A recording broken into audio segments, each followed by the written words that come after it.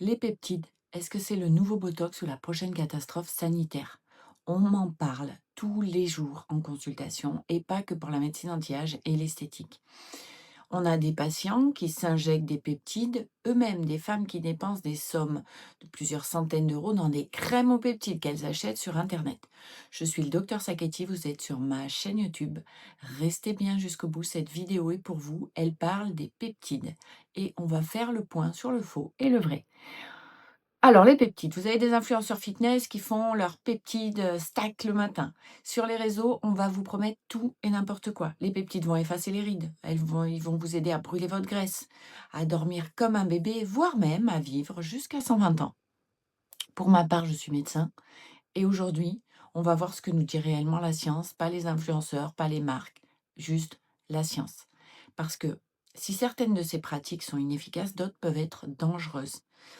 Et notamment, une en particulier pourrait augmenter le risque de cancer. Donc on va faire le point là-dessus de manière rationnelle. Restez bien jusqu'au bout et pensez à liker la vidéo et à vous abonner. Alors d'abord, on reprend. C'est quoi un peptide? Les peptides, c'est une petite chaîne d'acides aminés. Les acides aminés, c'est comme des petites briques qui constituent les protéines. Donc en fait, les peptides, c'est comme une petite protéine. Un peptide, c'est donc une toute petite chaîne d'acides aminés, des fragments de protéines en miniature, d'une certaine façon. Dans le corps, les peptides vont jouer un rôle fondamental. Ce rôle, ce sont des rôles de messagers. Les peptides sont des messagers biologiques. Ils vont dire à vos cellules quoi faire. Est-ce qu'il faut fabriquer du collagène? Est-ce qu'il faut réguler la glycémie? Faut-il réparer un tissu? Et la médecine utilise des peptides depuis plus de 100 ans. L'insuline, c'est un peptide. L'Ozempic, c'est un peptide synthétique qui imite une hormone naturelle, par exemple. Donc les peptides en soi, c'est pas du charlatanisme. Certains sont des médicaments sérieux qui sauvent des vies chaque jour. Alors, vous allez me dire, c'est quoi le problème? Le problème, c'est tout ce qui se passe en dehors d'un cadre médical rigoureux. C'est là que le marketing et la science, ça se mélange très très mal et ça se mélange dangereusement. Commençons par voir les crèmes aux peptides. Pourquoi? Parce que ça, c'est un sujet qui me tient à cœur, j'en entends parler tous les jours en consultation. Est-ce que vous jetez votre argent par les fenêtres avec ces crèmes? Alors, on parle de matrixyl, de peptides de cuivre, de palmitoïl, pentapeptide, des noms sur des marketing à 80, 100, voire 150 euros. Est-ce que ça marche? Réponse honnête, un peu, très peu, et pas suffisamment longtemps. Alors, pourquoi? Là, c'est de la physique, c'est pas une opinion personnelle. La peau, c'est un organe très intéressant, c'est un organe même assez fascinant. La peau, c'est une barrière, c'est son job. En dermatologie, on a une règle au niveau de la peau, c'est qu'au-delà d'un poids de 500 daltons, ce qui est une unité de masse moléculaire, la molécule, elle ne va pas pénétrer, en fait, de manière optimale dans la peau. Alors, les peptides cosmétiques, la plupart, en fait, ils sont trop gros. Ils restent en surface, ils vont hydrater, ils vont lisser quand même légèrement, et c'est tout. Et surtout, c'est pas très durable. Les études, elles montrent une amélioration qui reste modeste des rides, et uniquement des rides superficielles, parfois jusqu'à 2-3 mois quand même, donc c'est pas négligeable non plus, et sur des petits groupes, on a peu d'études encore. Donc c'est pas rien, mais c'est clairement pas la révolution anti-âge qu'on vous vend. Donc, la crème à 120 euros, elle va pas régénérer votre collagène en profondeur, elle va pas faire disparaître des rides, elle va pas restructurer le derme, et elle n'efface pas donc des rides profondes. Qu'est-ce qui marche vraiment? Vous le savez déjà, je vous le dis tout le temps, c'est la crème solaire. C'est les dérivés de vitamine A, les rétinoïdes, le rétinol, une bonne hydratation, une bonne alimentation, un sommeil de qualité, la gestion du stress. C'est moins glamour, c'est aussi moins cher et c'est beaucoup plus prouvé sur le plan scientifique. Je fais quand même un point pour nuancer tout ça, la mésothérapie et le microneedling. Là, ça change un petit peu l'efficacité. Mais attention, de plus en plus de personnes ne vont plus se contenter de crème. Elles vont dans des centres esthétiques ou pire, elles le font elles-mêmes en achetant des produits sur Internet, y compris des produits et des appareils qui permettent de faire du microneedling. Alors, est-ce que c'est plus efficace que la crème seule? Oui, mais et attention, c'est là que c'est intéressant, ça peut aussi être dangereux en termes, d'irritation, d'infection. C'est des techniques qui contournent un peu ce problème de pénétration dont je vous parlais, avec des micro-perforations ou des injections directes dans le derme pour la mésothérapie et le peptide va arriver là où il est censé agir. Donc la signalisation cellulaire, pour le coup, elle est plus réelle. L'efficacité existe, elle reste modérée, mais elle existe. Mais ce que personne vous dit, c'est qu'il n'y a pas de standardisation.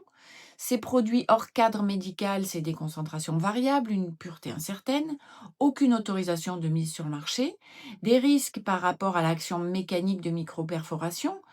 Donc, quand vous bypassez, entre guillemets, la barrière cutanée, on modifie réellement la biologie des cellules et les effets potentiels, ils sont certes plus importants, mais les risques aussi. Des risques d'infection, des risques de réaction, des risques d'allergie.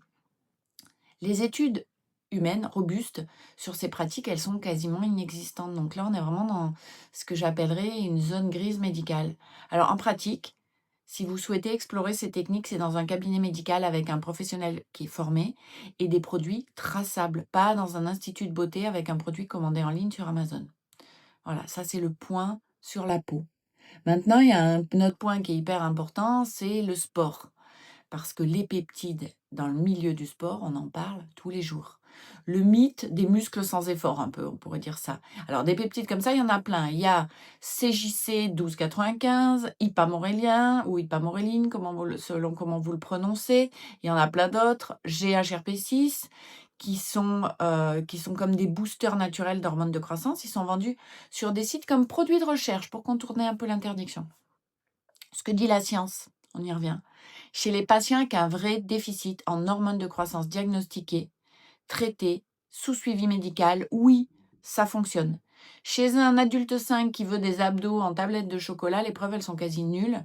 Je caricature un peu, mais les preuves sont quasi nulles. Les études montrent que les taux d'hormones de croissance augmentent dans le sang, mais les effets espérés, prise de muscle, perte de graisse, énergie, ils ne sont pas démontrés. Les risques, eux, par contre, sont très bien documentés, notamment par la Société d'endocrinologie, avec un risque de résistance à l'insuline et un risque de diabète avec l'augmentation de l'hormone de croissance, une rétention d'eau potentielle, des douleurs articulaires chroniques, parfois même des perturbations hormonales sur le long terme, donc des risques de modification osseuse, de modification musculaire et des tableaux même proches d'une maladie qu'on appelle l'acromégalie, qui est une maladie très grave, très sérieuse du moins. Point non négociable, tous ces peptides sont sur la liste des substances interdites de l'Agence mondiale antidopage. Interdits en compétition, pour le coup. Point final. Pas de preuve d'efficacité chez le sujet sain, des risques réels, une interdiction mondiale. Ok? Ça, c'était mon point sur le sport. Maintenant, je voulais faire un point sur ce qu'on n'ose pas trop aborder et qui est le point principal, le risque de cancer. On ne parle pas d'un risque de cancer pour faire peur à la population en général, mais je vais vous expliquer. La plupart des créateurs de contenu évitent soigneusement ce sujet parce que c'est complexe, qu'ils ne le maîtrisent pas et que d'ailleurs, de manière plus globale, on ne maîtrise pas tous les risques potentiels. Donc ça sert à rien de faire peur, mais il faut quand même être informé. Le lien entre certains peptides et le risque de cancer. On va commencer par le Barbie Drug. Il s'appelle le mélanotan 2. On le vend pour bronzer sans soleil parce qu'il va stimuler la mélanine. Ce que la société américaine sur le cancer dit, les autorités sanitaires, même en Europe, en Irlande notamment, ont documenté, c'est qu'on a une apparition de nouveaux grains de beauté, des modifications pigmentaires qui sont anormales, et même des cas de mélanome qui sont rapportés peu après une utilisation. Donc la preuve causale, ça veut dire est-ce que c'est vraiment dû à ça, formelle, elle n'existe pas encore, mais le signal est suffisamment sérieux pour déclencher des alertes sanitaires officielles. Pourquoi ce risque de cancer, il est biologiquement plausible? Les peptides, ils vont agir sur la prolifération cellulaire, c'est ça qu'on veut, sur les facteurs de croissance, sur la réparation des tissus. C'est exactement les mêmes mécanismes impliqués dans le développement du cancer. Donc s'il y a un cancer à l'état un peu latent, préexistant, on risque de le faire flamber. Quand vous stimulez la croissance cellulaire de façon non contrôlée, dans un corps où des cellules précancéreuses peuvent sommeiller sans que vous le sachiez, vous prenez un risque réel. C'est vrai pour les peptides de croissance, susceptibles de favoriser la progression des cancers de la prostate, du côlon, du sang. C'est vrai pour un autre peptide qui s'appelle le Wolverine Shot, le BPC 157. Il est hyper populaire pour la récupération musculaire. Mais aucune étude humaine solide.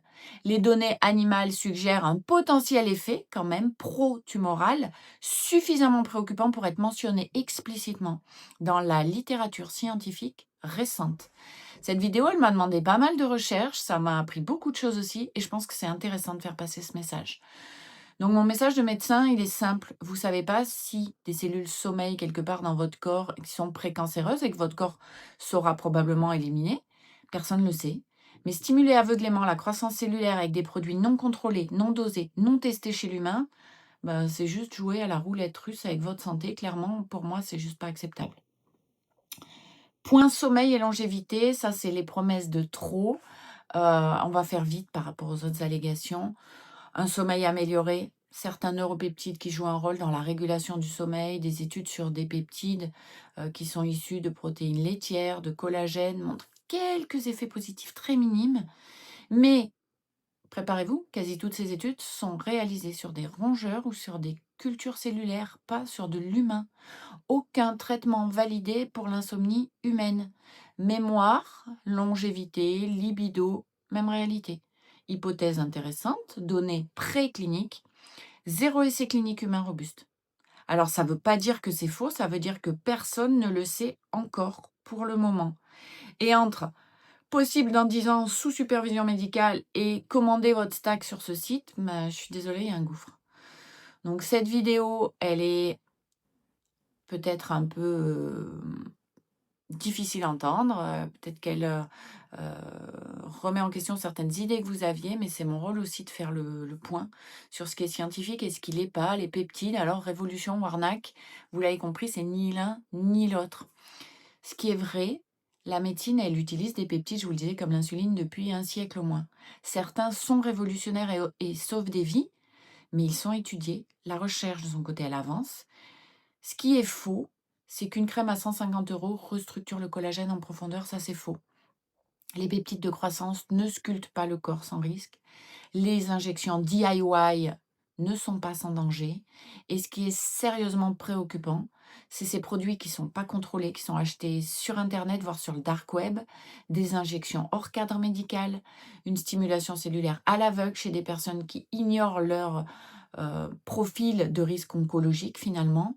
Donc, les peptides, ça peut être des outils biologiques puissants. Comme tous les outils puissants, ils doivent être utilisés avec précision, dans un cadre médical et sur des indications validées par la science.